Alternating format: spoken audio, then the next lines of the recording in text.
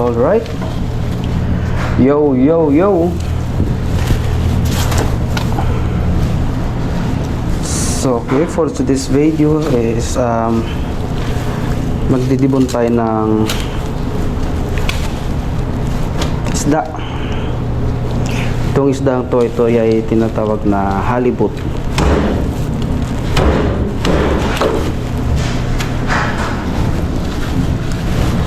So first time ko magdibon ngayon, kaya sana hindi na muna perfect. Kasi kanina lang ako tinuruan paano magdibon.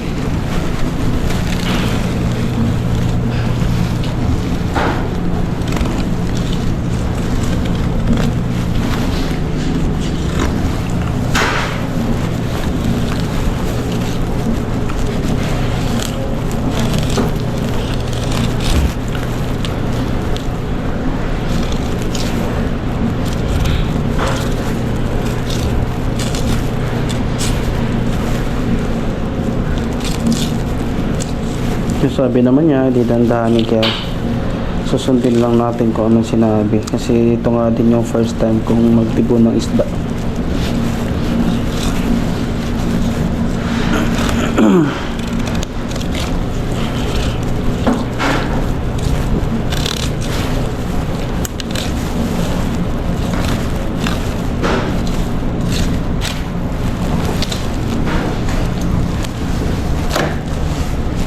Ito yung isda na yan, oh. Ito yung halibut. So, ang lalaki nito. Ayan, oh.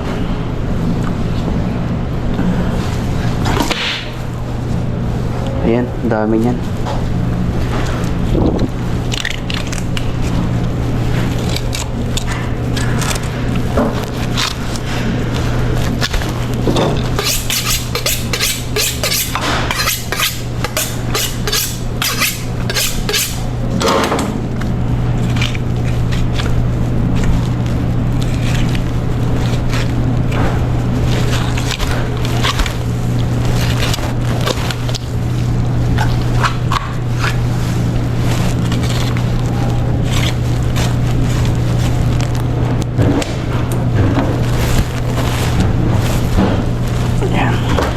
Kabila naman tayo.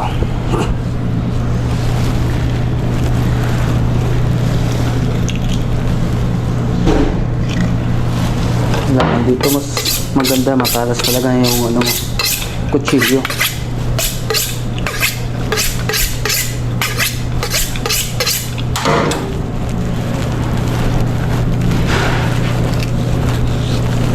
Halos parehas lang naman sila ng forma pag dinibon mo. Talas na, kailangan dahil yung kasama ko kaninang sumampa nasugatan na, nakalip siya ngayon kasi nadali yung kanyang daliri.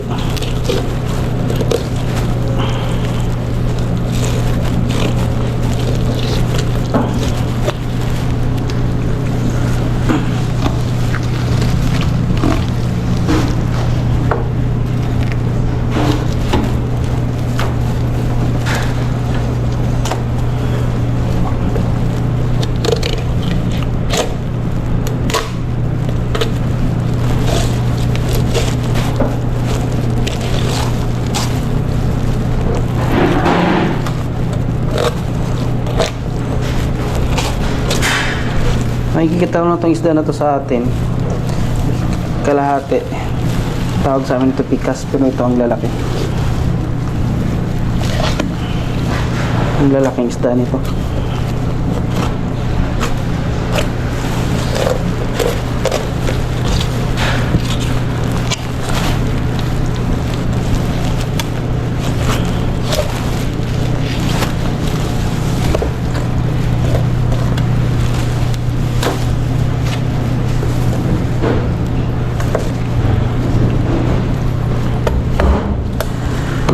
Ginagawa sa buto, tinatapon na namin yan dito.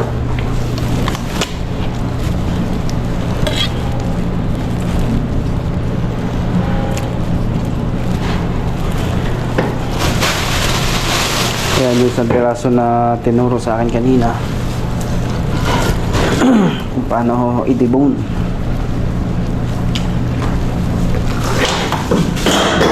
Oops.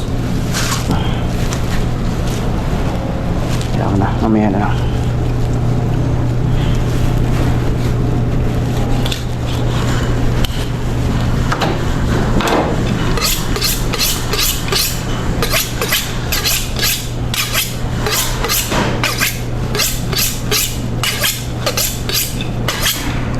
Mas matalas, mas maganda.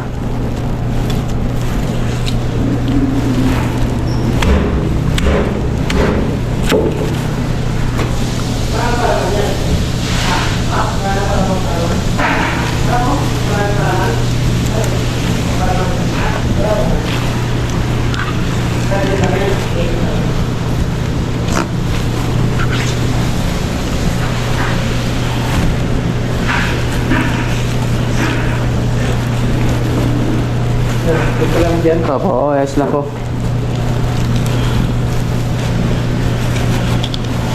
Ayos lang.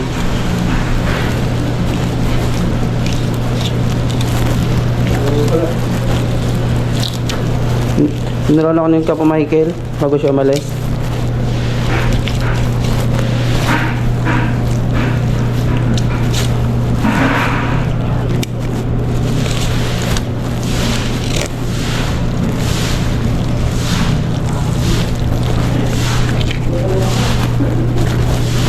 Yan.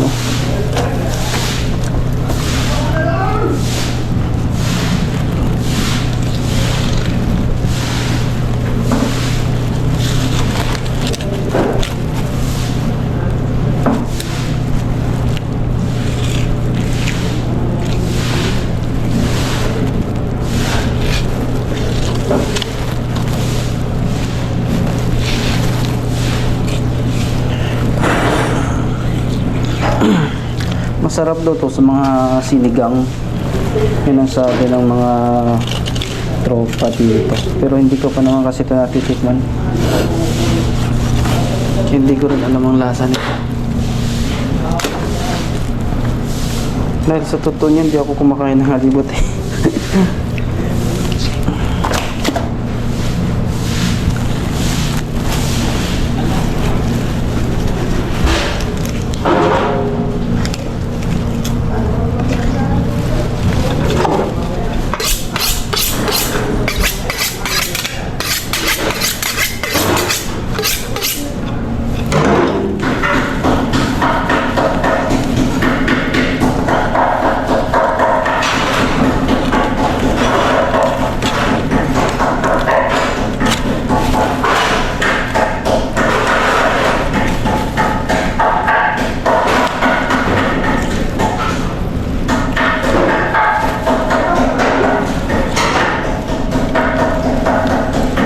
Yung mga buto.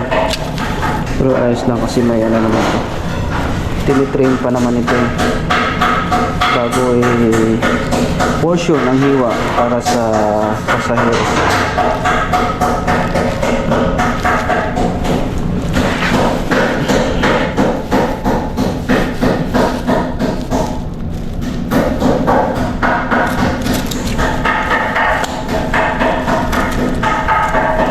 Ano lang yung laman niya, malambot lang.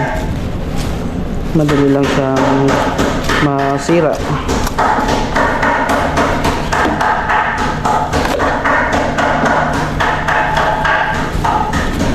Wala naman buto. Importante kasi wala siyang buto eh. Kasi para ito sa mga pasahero namin.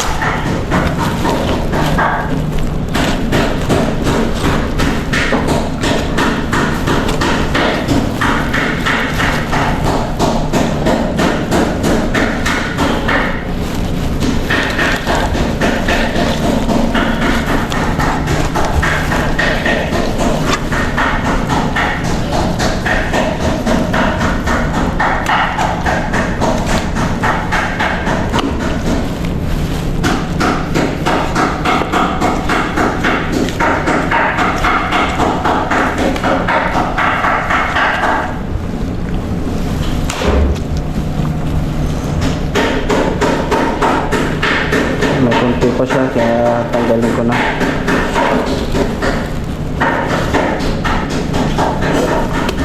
Kasi mayroon din naman kasi mga fish burger kaya kinukuha na namin.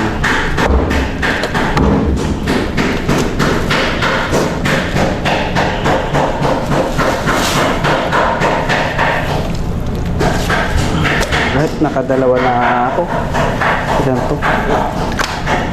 5 box daw to eh. Pero ang laman kasi ng isang box, yan dami. May pangga pa to.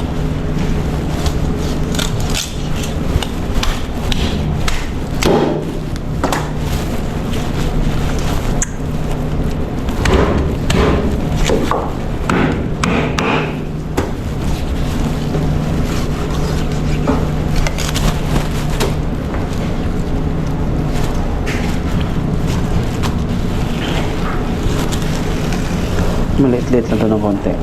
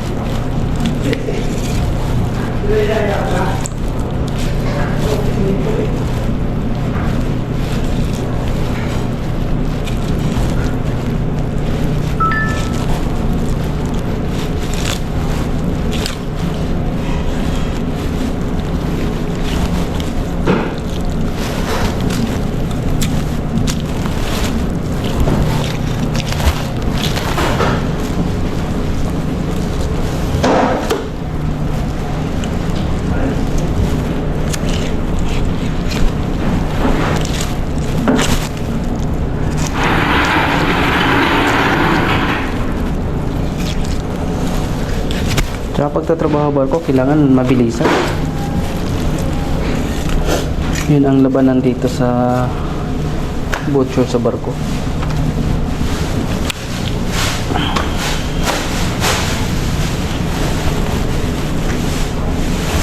Pero hindi naman yung kahit sabihin mong first timer ka lang, mabilis ka na. Siyempre, dadaanan mo rin kahit na ano. Paano diskarte maging mabilis sa trabaho. Diskarte mo na yung pag ano, sa galing gano'n. Tsaka ang pagbabarko, talagang mahirap. Masaya na mahirap. Masaya dahil yun, nakakatulong tayo sa ating pamilya. Nakapagpadala tayo every month. Nakapagpadala kami every month. Yun ang masaya. Sa trabaho, ayos naman. Pero, yun nga, lalo na pag ibang lahi yung mga kasama mo, ay talagang napakahirap, lalo na pag hindi mo mga ka-close kasi andyan na yung bubulihin ka. Pero syempre, pakumbaba ka pa din kasi andito ka para magtrabaho, hindi makikipag-away. Pero pag sumobra naman sila, hindi na pwede yun. Talagang kailangan mo ng labanan mo na sila. Ang pagbabarko dito, sindakan lang dito. Pag hindi ka lumalaban sa kanila, pag sinisinda ka, kawawa ka. Pero pag lalabanan mo sila, at nasa tama ka, ay nako, hindi ka nila bubulihin yan.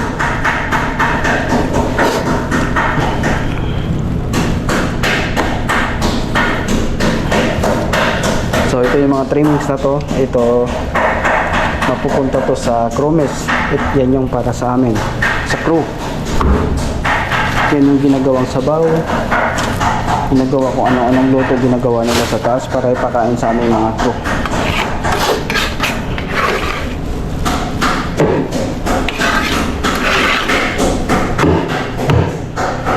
Tapos ayan, tatapon na yung sa accelerator.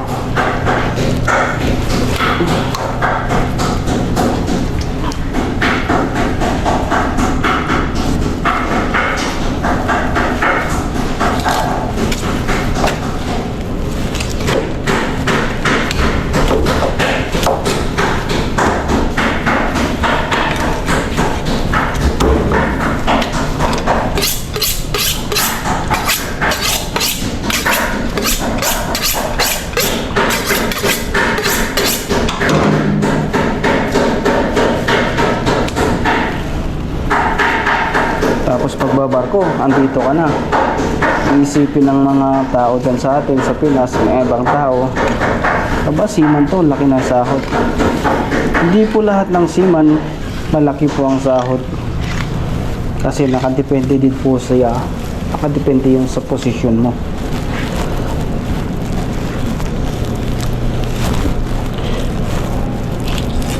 Kung ikay baguhan lang, first timer, hindi naman sinasabi nila ang laki ng sahod mo, hindi po totoo yun. Oo, malalaki sahod ang seaman sa mga may posisyon. Yan po ang katotohanan. Tulad po sa amin, nasa kusina, bilong kami ng ano, yung sahod namin first timer, hindi po kalakihan. Sumasahod lang po kaming, nag-start po ako ng $824 US dollar. Yan po yung aking sahod ng aking unang kontrata.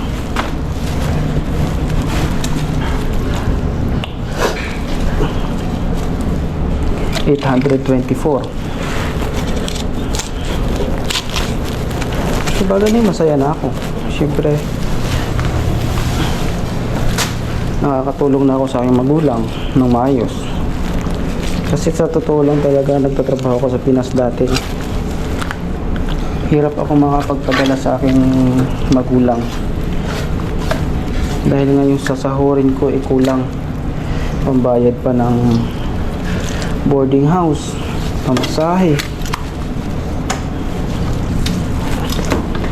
Tapos pagkain mo pa. Kaya mahirap talaga. Ngayon, nandito ako. Papasalamat rin ako kaya. Dahil na nandito ako, nakapagpadala ako ng maayos sa aking magulang.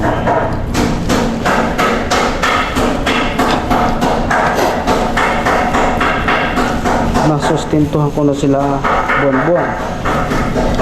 May pandagdag na sila sa gastusin. Tapos,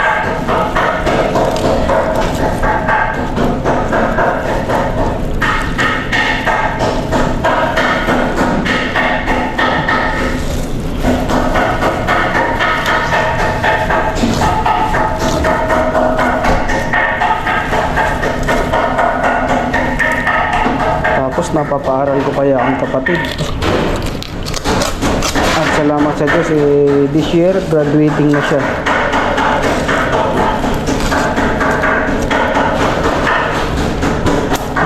Graduate na siya this year.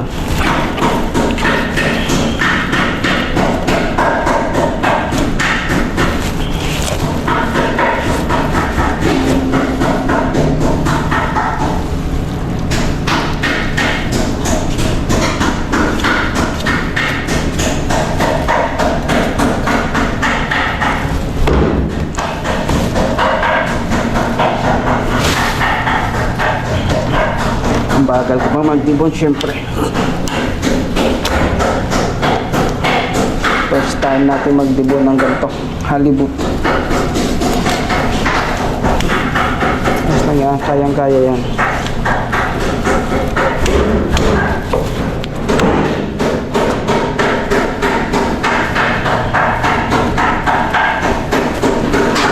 At sa kagandahan rin sa nagbabarko, tulad namin, cruise ship, ay marating mo yung maraming bansa kung saan ang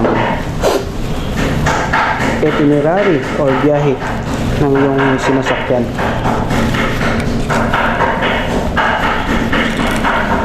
Tulad ko, ito na yung aking pang 5 kontrata. So pang 5 kontrata ko, bawat kontrata ko iba-ibang barko. So iba-ibang biyahe din ang masampahan ko. Pero nito Alaska, nakapag-Alaska din ako yung pangalawang kontrata ko after pandemic. Pero may port sa Alaska na hindi ko na pasyalan dati.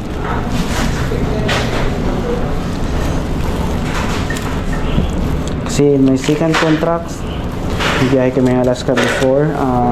Nakapasyal na ako ng Ketchikan, Juneau, and then Skagway. Yeah. Sa Juneau maganda rin pumasyal. At ang pinakamasarap sa pakiramdam, hindi lang sa YouTube mo nakikita, hindi lang sa TV, hindi lang sa balita. Ikaw na mismo naapakan mo na yung bansa na yun. Tulad ko. Kaya sa mga nangangarap ng barko, nangangarap mag-apply ng cruise ship, push nyo lang kung ano yung gusto nyo.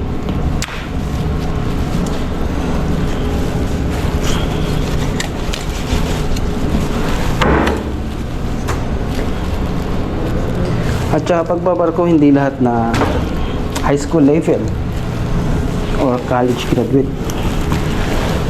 Marami po dito mga high school graduate lamang, tulad ko.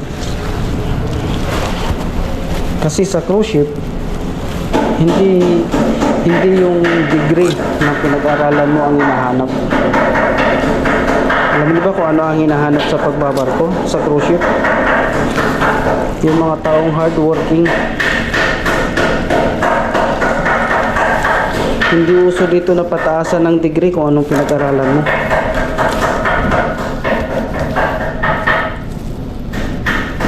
Wala dito yun sa pagbabarko.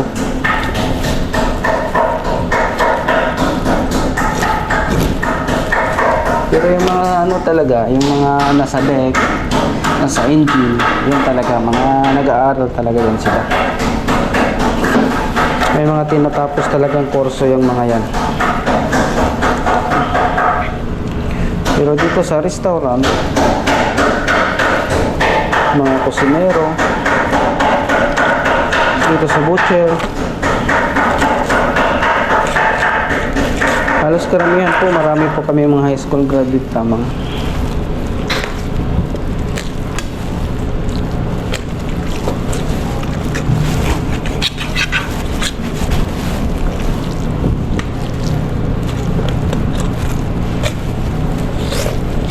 Kaya isa din ako sa mga maswerteng tao. Kahit po ay hindi ako nakapagtapos ng college, nandito naman ako sa trabaho.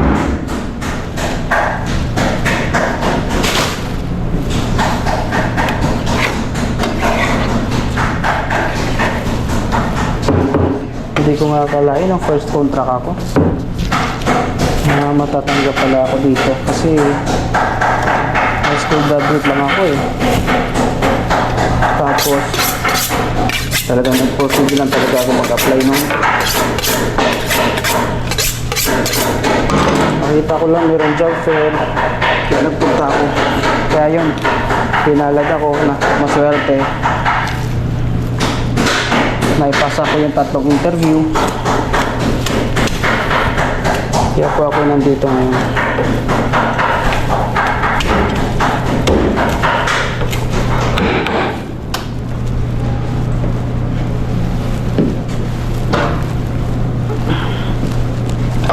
Ano yung kanyang tubig?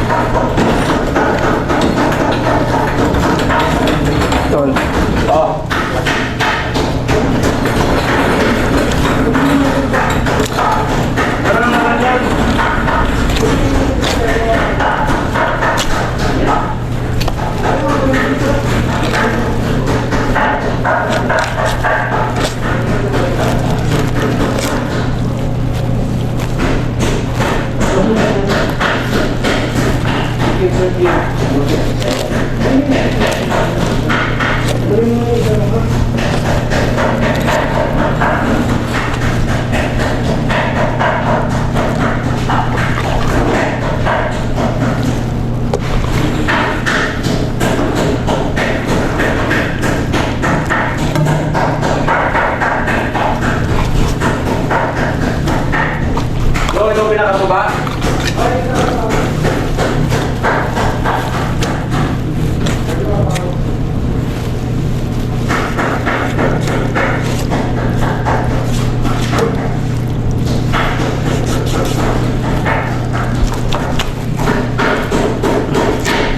Pumuro rin akong gamit na kutsilyo.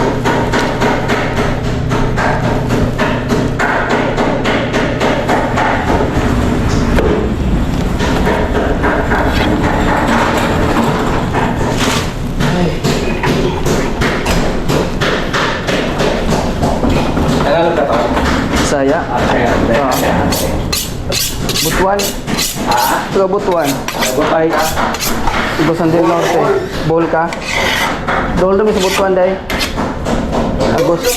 Nasipit ah, nasipit. Oo, hagla. Hagla mo ako na nasipit. Oo. Dami doon sa nasipit. Doon. Oo. Ako rin, no? Sige. Kabalo naman kayo mong kaon. Oo. Kuwada. Bakit? Eh, ba ka yung ball abet? Sipon. Balik ko lang ako niyan. Ito na si Kapon. Pero kabalo na tol. Kaya ayuda na mga diri. Oo. Yan, gahapon. Abot ba? Ikaw po rin ko lagi. Ikaw po rin ni Chris. Chris po rin kayo lagi. Si Chris ayuda diri.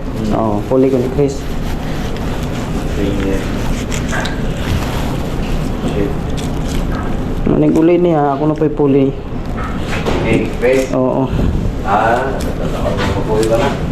Ha? Tatakot mo mapuwi ka na. Bago ba naabot? Ako ka na. Laba ko pa dahil.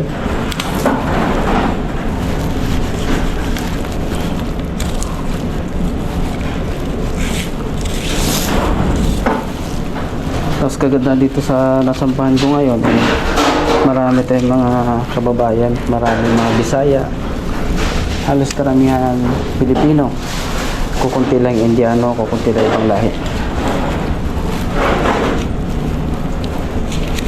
Sa kusina yun, tapos sa ibang department, mas marami.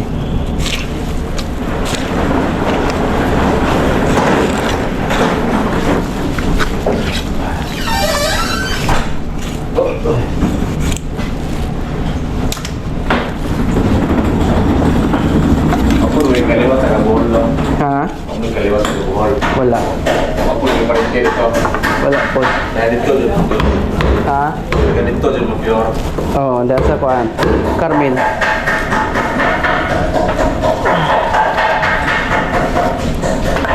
Ay, ito tama.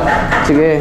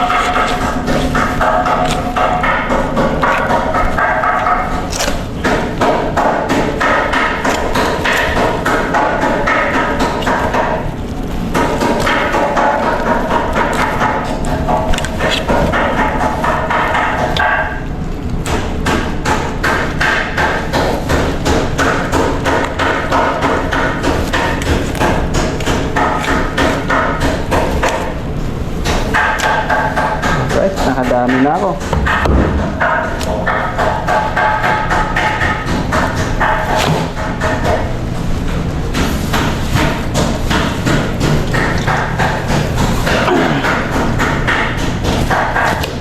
Hindi rin siya pare-parehas, merong sobrang laki. May maliit. Oops. Matanggalan din ng tubig.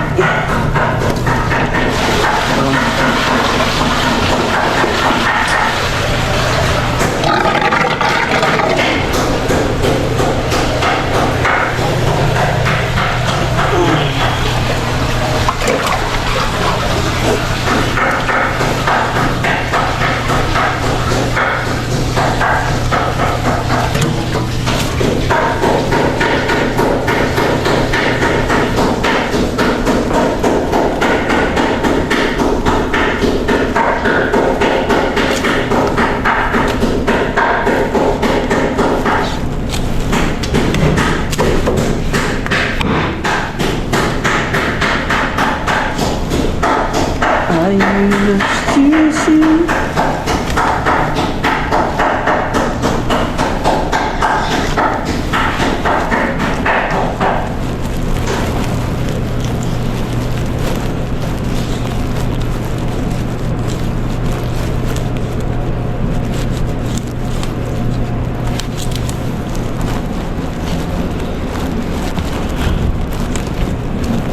Halibut.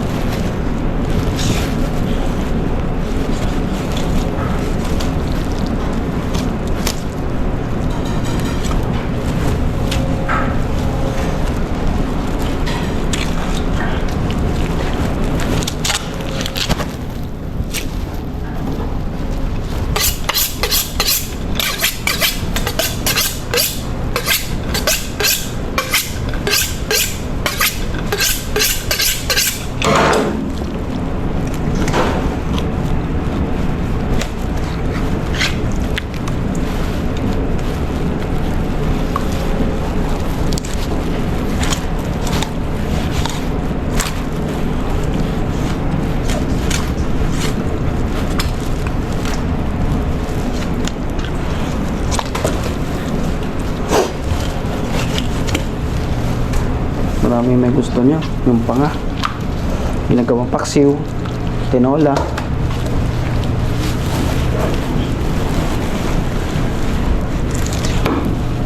Sinigang. Marami din may gustong kumain yan dito.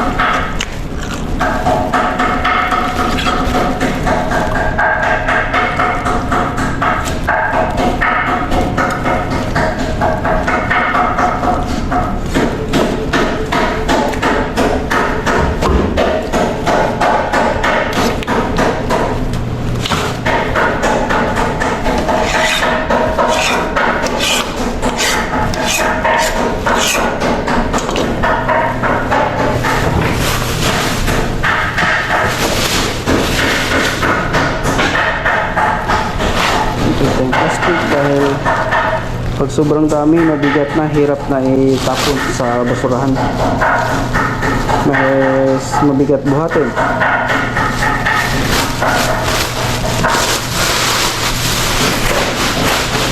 Ayan. Naririnig yung parang may nagpupukpok. Pinupukpok ko yan bill. Top round. Pinupukpok siya para magiging mas tender yung kanyang laman. Okay, gloves.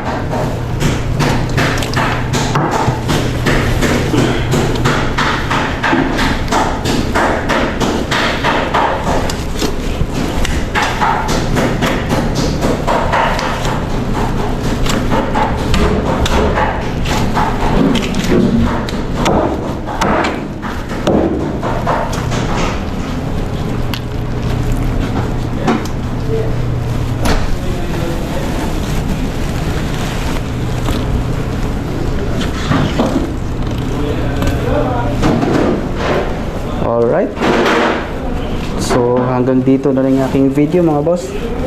Hanggang dito na lang guys. At thank you for watching.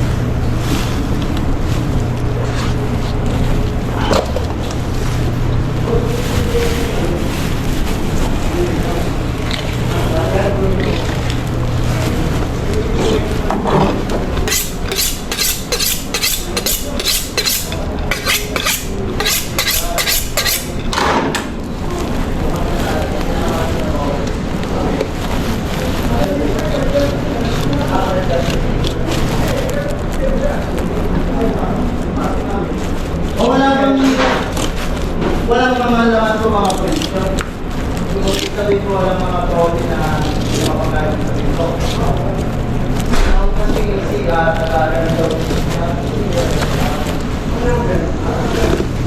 Hindi ko sinabi, hindi ko lang kung trades ng putera at saka ito fish.